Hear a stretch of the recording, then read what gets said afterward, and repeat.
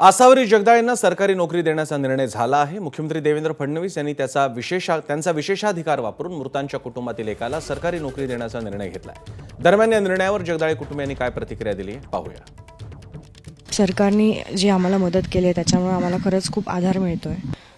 जिथे माझ्यामुळे लोकांना मदत होईल अशाच जॉबमध्ये मला जागा मिळावी। म्हणजे आता जी घटना आमच्यासोबत घडली त्यामुळे मला ही गोष्ट कळली की अशा सिच्युएशन्स जेव्हा येतात किंवा अशा गोष्टी जेव्हा घडतात तेव्हा आपल्यासारख्या लोकांची, सामान्य लोकांना, म्हणजे आता माझ्यासोबत घडलं तेव्हा माझ्या आजूबाजूलाही काही लोक होती, एक मुलगा होता, लहान मुलं होती, त्यांच्याशी मला त्यांच्याशी बोलावंसं वाटलं किंवा त्यांची पण तिथे काळजी घ्यावीशी वाटली।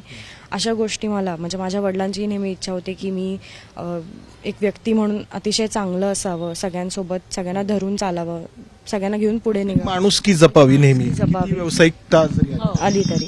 तर अशाच फील्डमध्ये मला जॉब मिळावा आणि पुणे सोडून मला दुसरीकडे कुठेही जाता येणार नाही, कारण माझी आई आता माझी जबाबदारी आहे, त्यामुळे पुण्यातच जॉब असावा ही माझी इच्छा आहे। एबीपी माझा, उघडा डोळे बघा नीट।